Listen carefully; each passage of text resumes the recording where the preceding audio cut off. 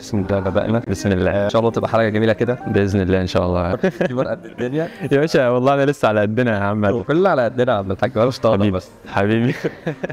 يلا بسم الله. بسم الله. اول حاجه عرفنا عن نفسك كده. نور، بدرس في جامعه لورال الطبيه في مدينه كاترينبورج، عندي 26 سنه. انت ممكن تستغرب شويه من السن بس انا مخلص في مصر تجاره جامعه الازهر. ما شاء الله. خلصت. اول مره اعرف المعلومه دي. لا انا ازهري من اول 6 ابتدائي، حولت من تربيه وتعليم ودخلت الازهر. بس يعني فاهم ما كانتش احسن تجربه الصراحه، ما انصحش بيها، لان التعليم في الازهر او يمكن التعليم في مصر دلوقتي بشكل عام يعني مش احسن حاجه، بس التعليم في الازهر ما كانش احسن حاجه بالنسبه لي يعني.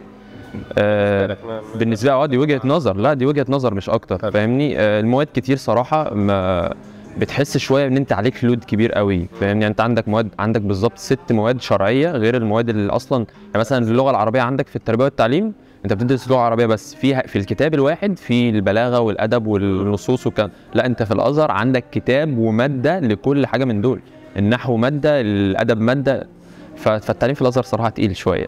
جميل قوي.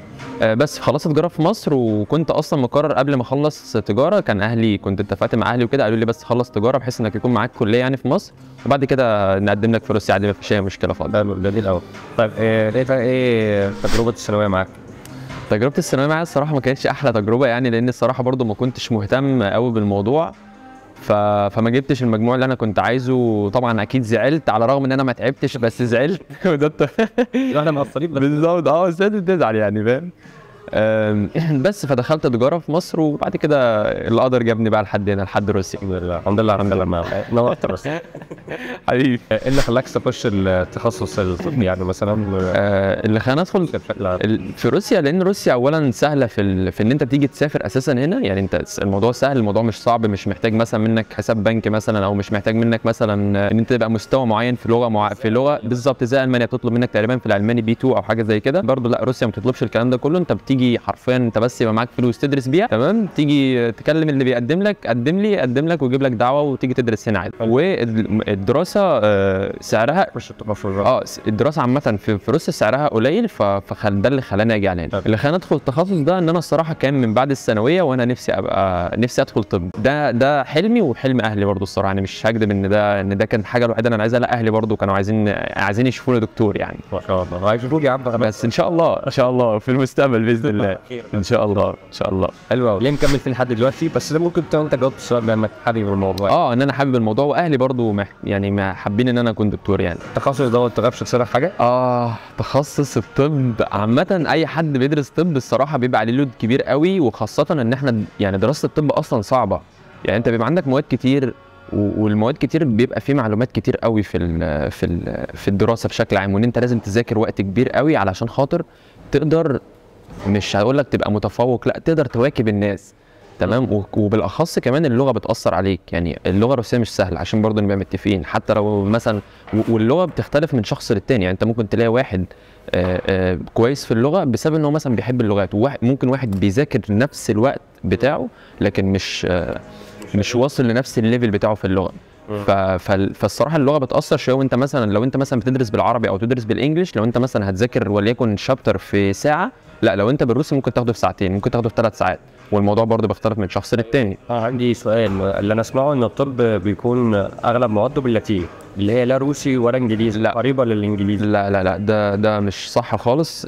معظم الكلام يعني لو خلينا نقول حاجه فيها لاتيني، اللاتيني هيكون موجود في الاناتومي بس، لان تسميه الاعضاء بتكون بشكل عام بتكون باللاتيني، لان اسماء الاعضاء على مستوى العالم هي لغه بتتقال، فاهمني. يعني لغه للكل، مش مثلا مخصصه، هو الحاجات متسميه بالروسي اكيد، فاهم، بس اللغه اللاتينيه للعالم كله، كل العالم بيدرسوا باللاتيني. اقدر اقول ان هم مثلا بيقولوا على الحاجه العضو مثلا بيذكروه باللاتيني، وبعد كده بيذكر لك ترجمته بالروسي. بالظبط، انت بالروسي عشان خاطر لما تيجي، ما انت اكيد لما تيجي تقول للمريض مش هتقوله باللاتيني، هتقوله له بالروسي، لكن انت لازم تكون عارفه باللاتيني علشان خاطر مثلا لو انت وليكن شغال في اي دوله ثانيه، انت دكتور تعالج اي حد من بالظبط. الله ينور عليك. زي مثلا في مصر انت بتاخد العضو بتفهمه باللاتيني بالظبط.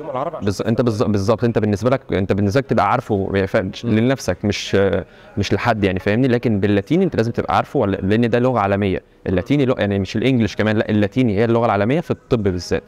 وبنستخدم الطب برضو في الفارما، لان الفارما معظم اسماء الادويه اصلا اللي هي الصيدله اللي هي الادويه، الكيميكال بالظبط الكيميكال. فلان الادويه على مستوى العالم اسمها واحد، يعني مثلا لو ذكرنا مثلا البارستامول، كلمه بارستامول دي مش كلمه ولا روسيه ولا عربيه ولا انجلش ولا اي حاجه، الكلمه دي كلمه لاتيني للعالم كله. اي اسم دواء بيكون المسمى بتاعه مسمى بناء على الشركه مش بناء على اسم الدواء. يعني انت الماده الفعاله دي للعالم كله، فاهمني؟ يعني انا مثلا ابسط مثال ممكن اضرب لك مثال. في حد كان كتب لي دواء قبل كده، تمام؟ كان الدواء اللي هو كان كتبه لي ده ما كانش كتب لي اسم الدواء، لان انا لو جيت له باسم الدواء هنا مش هلاقيه، لكن كتب لي الماده الفعاله بالظبط. كان كتبها لي باللاتيني، وريتها للدكتوره هنا في الصيدليه مع انها ما بتتكلمش انجلش اصلا. لما سالتها وريتها الكلمه باللاتيني فجابت لي العلاج على طول. فكلمه اللاتيني موجود في مواد معينه زي مثلا الاناتومي وزي الفارما، بس مش موجود في اي حاجه ثانيه.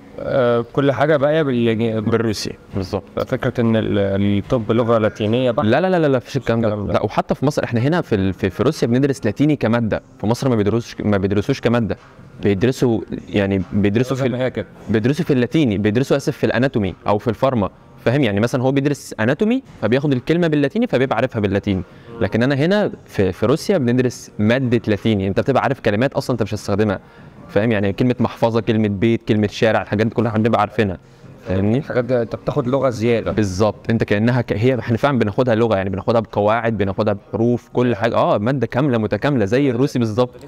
ما هتفهمش بقى، ما هتفهمش، وناس كتير قوي ما بتعرفش تعديها بسبب الموضوع ده بجد. انا بصراحه الطبيه ده اللي شايلها لاتيني ايوه. دلوقتي انت عشان ماده صعبه ده او كده بس. لا هي ماده صعبه، لا اللاتيني صعبه مثلا في الطب وكده، انما انت لا خالص انت كل اللي بتستخدمه في اللاتيني شويه الكلمات اللي موجودين في الاناتومي بس بشكل عام. يعني الطب كده بيغير حاجات في شخصيتك، ان انت دايما بصراحه بتكون دايما في ضغط. يعني نظام التعليم هنا في روسيا غير نظام التعليم في مصر. يعني انت في مصر بتروح تحضر المحاضره والدكتور بيشرح لك، وبعدين تروح تذاكرها ما تذاكرهاش، وتيجي المحاضره اللي بعدها وتاخد محاضره في محاضره في محاضره ولغايه ما توصل لنهايه السمستر وتمتحن في الماده. لكن هنا الموضوع مختلف. هنا انت كل يوم الصبح قبل ما المحاضره تبدا انت بتمتحن في المحاضره اللي هتشتغل، بتاخد فيها حاجه زي تيست كده. انا ما اعرفش ده موجود عندكم في الفدراليه ولا لا. في ايه؟ في كده في المحاضره بتاخد تيست من 10 اسئله مثلا في المحاضره اللي لسه هتتشرح. طب انت تحلوا عليا اسئله؟ هتحلوا على انت ذاكرته اصلا. انت اصلا بتحضر المحاضره قبل ما تروحها. ايوه بالظبط، كل المواد كده. فدي مش ماده ودكتور مش الدكتور بيغلس ولا كان، لا هو نظام السيستم التعليم عندنا كده في الجامعه ان انت بتذاكر المحاضره قبل ما تروحها. ممكن الدكتور اصلا يقعد طول المحاضره ما يشرحش، يقعد يسالك. يعني مثلا احكي لك بالظبط عن ماده معينه، ماده اللي هي الباتالاجيتشسكا اناتوميا، تمام؟ الباتالاجيتشسكا اناتوميا دي اللي هي بتدرس الامراض بشكل اناتومي. يعني يجيب لك عضو مثلا ويقول لك العضو ده كبير، لونه احمر، لونه اخضر، لونه اصفر، بسبب ان هو في مرض كذا.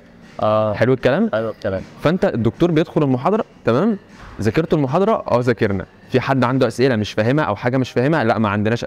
يقوم جاي مثلا فاتح الليسته بتاعت الاسماء الطلبه، ينادي اسم الطالب ويقوم الطالب يساله في المحاضره اللي هو المفروض تتشرح. الدكاتره ما بتشرحش، الدكاتره بتسالك. لو انت في حاجه مش فاهمها يشرحها لك، لو انت فاهم يبقى انت كده تمام.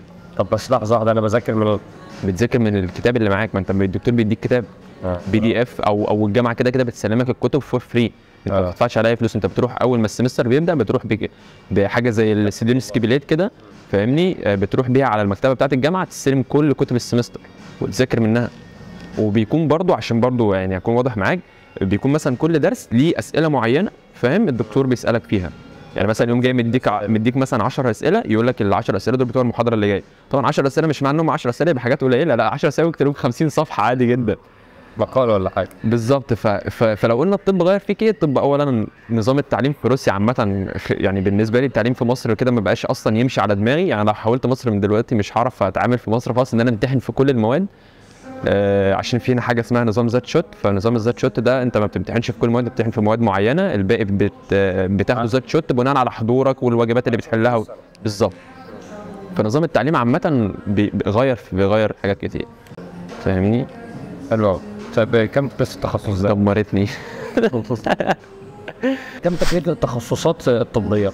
التخصصات الطبيه لو مثلا هتكلم عن اول حاجه الطب البشري بالروسي سعره 210,000، وبالانجلش 249. سعر الاسنان بالروسي 269,000، وسعر الاسنان سعر الاسنان بالروسي 280,000 في حته انا قلتها ب 269، وسعر الاسنان بالانجلش 296,000، وسعر الصيدله 203,000. جميل قوي. صيدله روسي بس، مفيش انجلش لا. حلو قوي.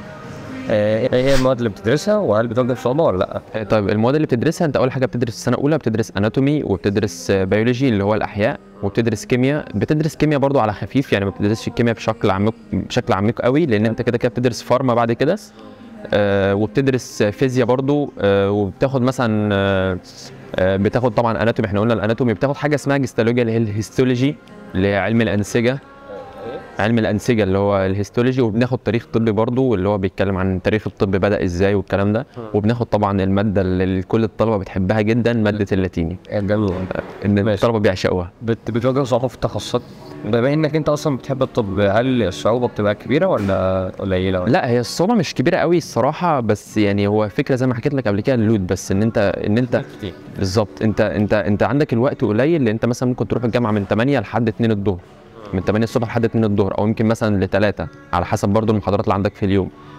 فانت مثلا عبال ما بترجع، لو انت مثلا ما اكلتش او انت مثلا هتعمل اكل، فانت مثلا قدامك على الاقل ساعتين، ومثلا انت صاحي من الساعه 8 الصبح، فهو اكيد هتبقى خلصان على الساعه 4 5 المغرب، مثلا لو هتنام لك ساعتين.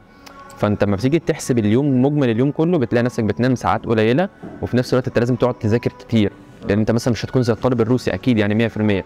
فبتضطر مثلا انت الحاجه اللي هتاخد منك ساعه والحاجه اللي هتاخد من الطالب الروسي ساعه، تاخد منك انت ساعتين 3، لان اللغه مختلفه، وانت برضو دي حاجات مصطلحات بتبقى اول مره تدخل دماغك، خاصه لو انت في سنه اولى او سنه ثانيه، فاهمني. لكن لو انت مثلا في سنه رابعه او خمسه، فاهمني، الموضوع بيكون بقى اسهل شويه. تعودت بقى على بالظبط، المصطلحات بقت معظمها معاك اوريدي، فاهم. لكن انت لسه طالع من التحضيري، انت اصلا معاك ابيض مصطلحات، انت بتعرف تتكلم في الشارع. وبالمناسبه كلام الشارع ده لغه، والجامعه دي لغه ثانيه خالص، انت بتاخد مصطلحات طبيه. انت الاكاديميه اصلا بالظبط، التعليم او اللغه الاكاديمي صعبه ومحتاجه حد يكون كويس في اللغه.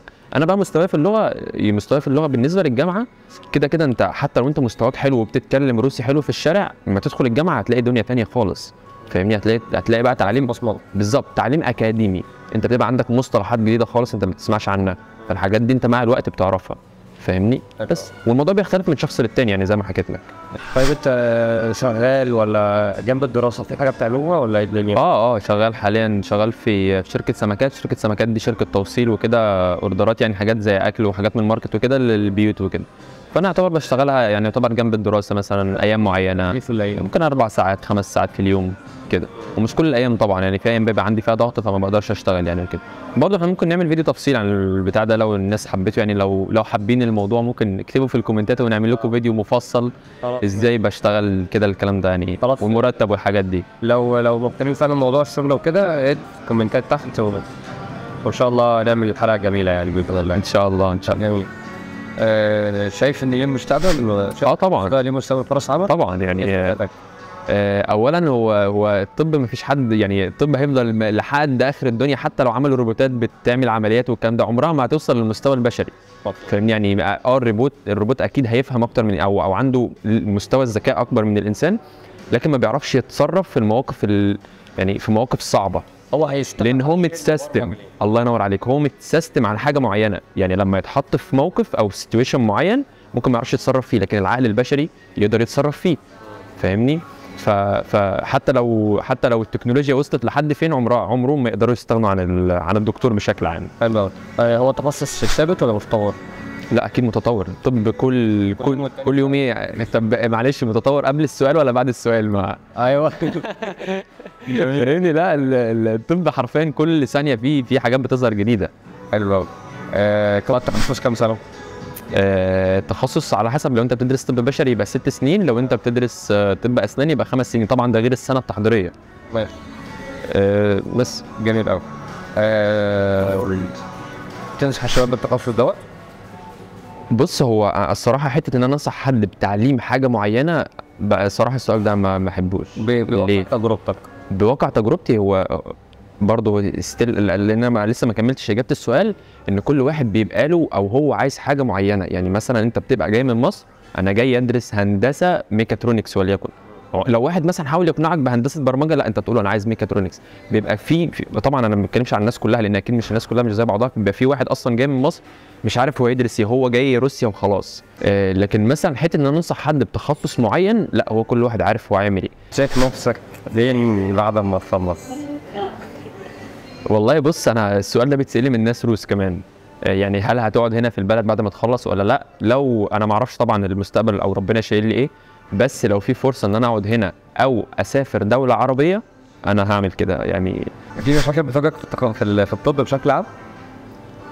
الصراحه انت ممكن يجي عليك حاجات بتبقى حاجات تقيله، انت بتبقى صعب قوي انك تذاكرها، فاهمني؟ يعني بتبقى يعني بيبقى ممكن الوقت يبقى قليل، ممكن يبقى مثلا عندك حاجات كتير عايز تذاكرها، فدي صعوبه انت بتواجهها، ان انت تروح المحاضره وانت مش مذاكرها، ده بيبقى شيء مش كويس. فاهمني؟ فحتى برضه انا ما اقدرش اقول ان الدكاتره بتتعامل معانا بشكل وحش لما بنكونش مذاكرين، بس هم ما بيحبوش كده، فاهم؟ يعني هو عايزك تبقى كويس وعايزك تبقى مذاكر على طول اول باول، بس برضه انت برضه ما تقدرش تواكب مع الطالب الروسي مهما كنت، فاهمني؟ لان الطالب الروسي بالنسبه له يعني انت تخيل كانك بتدرس الطب بالعربي، تخيل كميه الراحه. لا ده صعب، لا ستيل صعب، بس معلش يعني الليفل صعب بس جميل، بس اللغه بقى العربي وحط روسي. تخيل بقى، شفت بقى انت كده بتضاعف الصعوبه قد ايه. بالظبط. حلو قوي. الجامعه بتاعتك موفر لك حاجات والدكاتره تعاملهم معاك ايه؟ الصراحه الجامعه من حته من ناحيه توفير الادوات اللي احنا بنستخدمها والكلام ده، الصراحه كويسه جدا، مش مقصره في اي حاجه. عمرنا ما رحنا مثلا محاضره عملي وما لقيناش الحاجات اللي احنا بنستخدمها متوفره، فاهم؟ حتى الحاجات اللي انت بتستخدمها استخدام واحد، يعني مثلا جلافزات دايما موجوده، ماسكات دايما موجوده. الادوات اللي انت بتستخدمها في هناك بيكون مثلا وليكن انت في غرفه عمليات، بيكون هناك ناس موجوده متخصصه بتشيل من وراك الحاجات دي كلها وتجيب لك حاجات جديده اول باول. لا الجامعه الصراحه في الحته دي منظمين جدا وموفرين كل الكلام ده. حتى الماتيريال اللي بنستخدمها، الماتيريال اللي هي حتى الغاليه، فاهمني؟ برضو موجوده ومتوفره يعني. دكاتره والعنصريه، بص لو قلنا عنصريه، فالعنصريه مش هتكون بسبب ان هم عنصريين، هتكون بسبب ان احنا عملنا حاجه سيئه، فهم الله ينور عليك، اديت لهم طبع وحش، فهم وبيتعاملوا معانا بشكل سيء بناء على ان الطالب اللي قدامها اصلا سيء. هي بص، ودي حاجه الصراحه عيب، يعني ان الحسنه بتخص والسيئه بتعم. يعني لو طالب عمل مشكله او عمل حاجه وحشه، الطلبه كلهم بيتعاملوا بنفس الاسلوب. فكره ان هو التعامل لغه الجهلاء، هم في الحته دي الصراحه هم مش كلهم، يعني ما اقدرش طبعا اعمم على الكل، لان احنا سائلين التعامل في لغه بالظبط، فاهمني؟ لا في دكاتره الصراحه بتتعامل معاك كويس بناء عليك انت، يعني بصراحه الدكتور لما بيلاقيك بتحاول ويلاقيك مجتهد ويلاقيك على الاقل بتذاكر ولو نص الحاجات اللي انت بتذاكرها، لما بيلاقيك كده موجود معاه فعلا صراحه ما بيأثرش معاك خالص. لكن لو الدكتور حس ان انت نايم في الخط، ما بتعملش، ما بتذاكرش، ما بتحضرش، بتغيب، الكلام ده، الدكاتره فعلا بتبقى بتتعامل معاك بشكل سيء، وده النورمال، لان الروس ما بيغيبوش، فاهم؟ يعني انت مثلا بالنسبه لموضوع الغياب، لان انا سمعت موضوع الغياب ده برضه حاجه مهمه، احنا عندنا مهم قوي. مهم جدا. انت لو غبت، لو الجامعه لقيتك بتغيب من المحاضرات ومش موجود، ممكن الجامعه تفصلك في اي وقت، فاهمني؟ وغير ده كله، انت لما بتغيب عندنا كمان، انت لما بتغيب مثلا وليكن انت غبت محاضره، بتعمل عليها حاجه اسمها اترابوتكا، اللي هي بتعيد يعني مثلا وليكن مثلا احنا عندنا النهارده امراض معينه في الوش مثلا، انت غبت من المحاضره دي، المحاضره اللي بعدها تيجي محضر الحاجات بتاعه المحاضره اللي فاتت، عشان خاطر هي مش هتعملك حضور، بس لازم تبقى انت بالظبط، الله ينور عليك، لازم تبقى انت ذاكرت الحاجه دي، لان الحاجه دي مهمه بالنسبه لك، لازم تبقى عارفها بعدين. يعني مش معنى انت غبت محاضرتين ثلاثه مثلا، فاتك شويه امراض مثلا في القلب مثلا، فيلا بو فتعديهم بقى وصباح الفل، لا مفيش الكلام ده، لازم تعديهم قدام الدكتور وتعرفه ان انت ذاكرت الحاجات دي، لان الحاجات دي طبعا بعدين هتمر عليك، وبعدين لازم تبقى عارفها، فاهمني؟ ما ينفعش بقى شغل انا غبت النهارده. لا على فكره كمان ده ممكن يكون مختلف عن هندسه، لان هندسه انت مثلا لو انت مثلا ما عرفتش حاجه معينه، ممكن تعدي منك عادي وتبقى بعدين تتعلمها. لكن معلش انت يوم ما تتخرج هتروح تتعامل مع مريض، مع بني ادم، مع روح. لا مفيش الكلام، ما في، كنت جايب في اليوتيوب بقى طريقه علاج الغصص. ايوه حط شويه شوفان على ذكر والتين. الحمد لله. طيب نصيحه تنصح بها واحد خلاص حدد انه يخش طب، بما انك بقالك فتره في المجال، حلو، تنصحه بايه؟ يعني مثلا يتعود على العياط من بدري. لا ده كده كده ده انت اول حاجه تروح تاخد كورس كورس صياح. تعيط وانت بتذاكر. كورس صياح ده اول حاجه انت تعملها قبل ما تدخل الطب اصلا. تمام. جميل. بص يا باشا، انت هتيجي اولا انت لازم تكون ملتزم. انت هم 5 سنين وده مده كبيره قوي ان بني ادم يقدر يفضل ملتزم فيهم. تمام. 5 سنين او 6 سنين على حسب التخصص انت هتدرسه، بس انت لازم الفتره دي تكون ملتزم فيها قوي، لان دي بعدين اللي هتحدد مصيرك.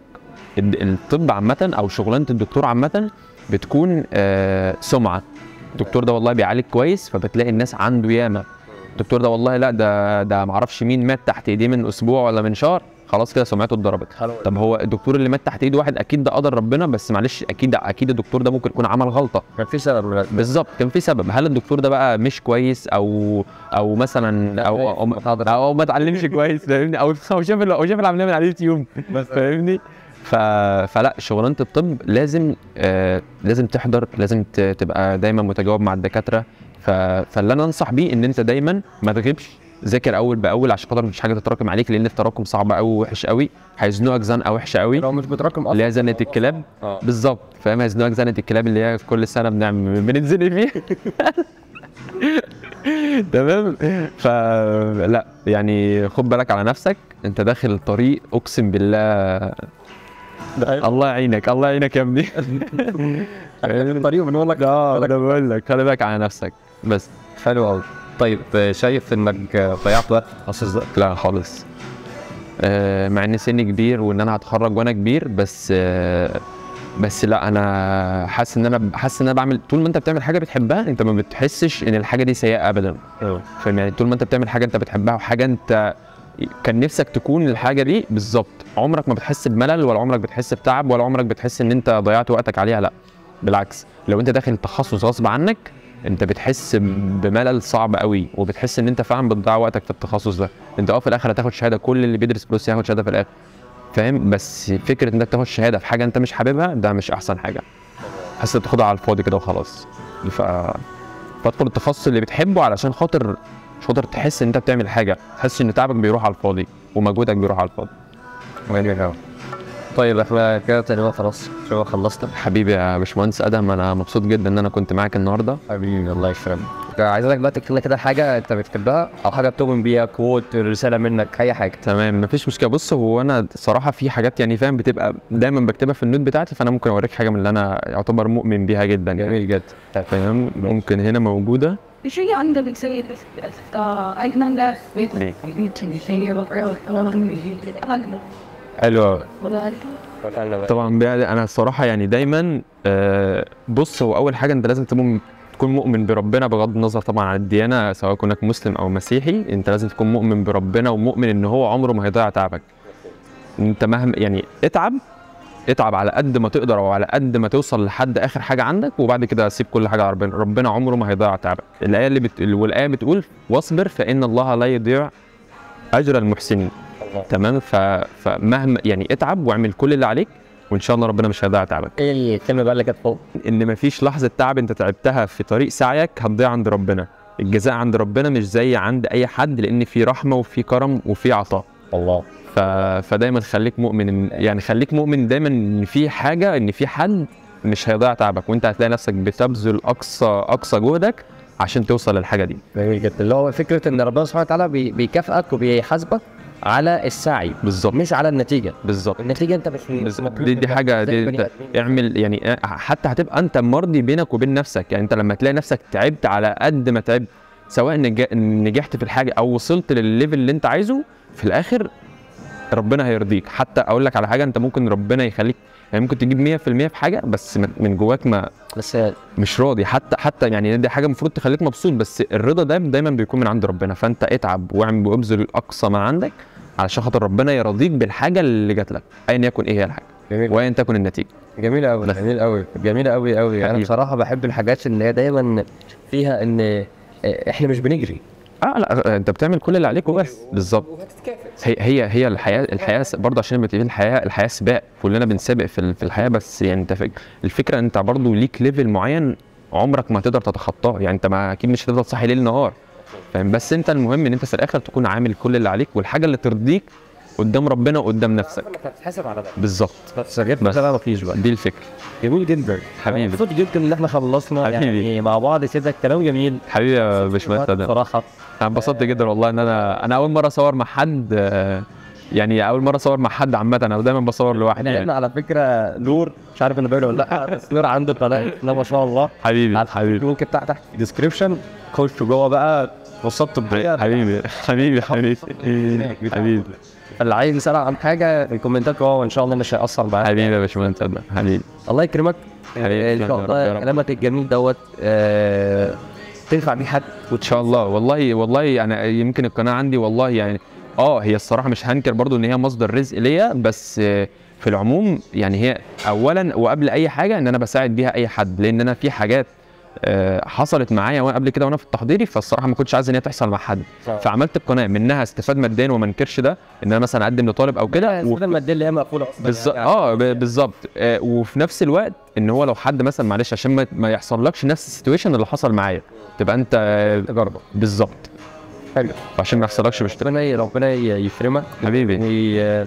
ويجعل كلامك الجميل دوت حبيبي خدمه للشخص يا رب. ويكون بوصله اللهم امين يا رب. حبس جاي، اللهم امين عشان ما يتبهدلش ما يحصلوش مشاكل. امين يا رب. وبس يا سيدي احنا كده خلاص.